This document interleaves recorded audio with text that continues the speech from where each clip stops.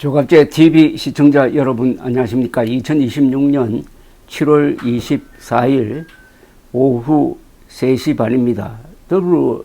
더불어민주당이 어제 예비경선을 통해서 8.17 전당대회 본경선에 진출할 대표 후보 3명과 최고위원 후보 8명을 확정했습니다.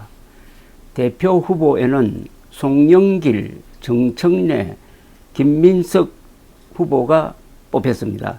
5명을 뽑는 최고위원 후보로는 친명계 5명과 친청계 3명이 선출되었습니다.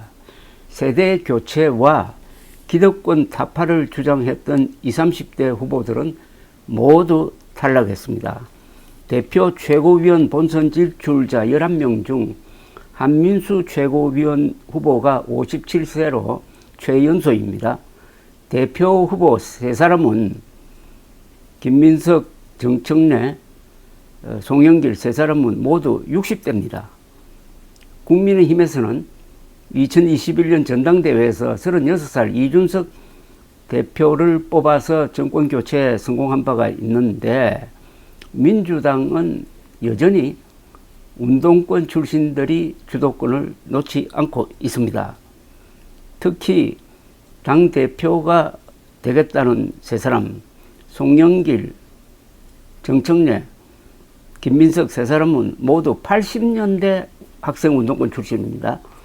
60년대 출생이고 80년대 대학교에 들어와서 학생운동을 하고 그것을 전력으로 삼아서 정치권에 입문한 3사람이 다투게 되었습니다.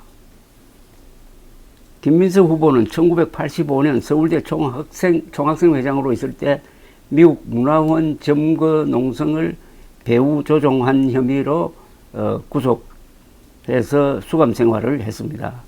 정청래 후보는 1988년 건국대 조국 평화통일위원장을 지냈고 미국 대사관저로 들어가서 방화를 시도한 혐의로 징역을 살았습니다.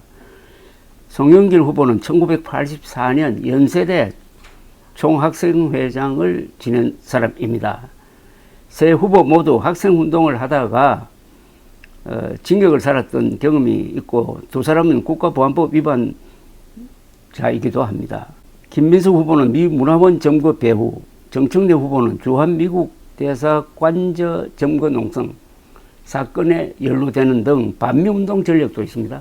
오늘 문화일보 사설은 86운동권 3명이 격돌하는 전당대회와 걱정되는 퇴행정치라는 사설을 실었는데 이렇게 주장을 합니다. 세대 교체의 필요성이 있다고 해서 무조건 물러나라고 할 수는 없다. 그러나 청년 시절의 경험과 사고는 일생 동안 큰 영향을 미친다. 특히 전두환 정권에 맞서 치열하게 학생운동을 했던 86세대의 조직력과 결속력은 유별나다. 이분법적 진영 논리와 반미, 친북 등 운동권 논리는 지금도 짙은 그림자를 드리운다.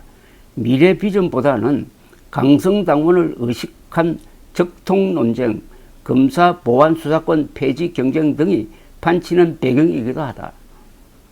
이런 현상을 국민이 우려하는 것은 인공지능 시대에 접어든 지금도 집권 세력이 40년 전 운동권 논리에 물든 정치에 매몰될 수 있기 때문이다. 이번에 선출되는 지도부가 2028년 총선 공천까지 맡게 됨으로써 여권의 세대 교체는 더 어려워질 수도 있다. 대표 경선에서 낙마한 30대 김보미 전 강진구 의원은 AI 3대 강국을 향해야 할 나라에서 화염병과 짱돌을 들던 세대가 아직도 주축이어야 하는가라고 주장했다. 이런 외침이 무시되는 정치 노화, 퇴행이 매우 걱정된다.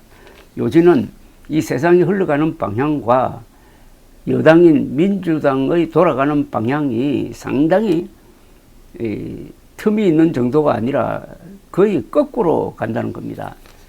그러면은 지금 세상은 AI 산업을 어떻게 발전시킬 것이냐를 핵심으로 해가지고 정치적으로는 미국 주도의 자유세계 질서가 거의 붕괴되고 있는 이런 전환기, 문명사적 전환기 플러스 지성학적 큰 변화가 오고 있는데 아직도 1980년대식 운동권의 경색된 논리로 무장한 사람들이 여당의 사령탑이 되어서 과연 대한민국을 바른 방향으로 이끌 수 있느냐 하는 근원적인 의문을 이들의 출신 성분에서 따지고 있습니다.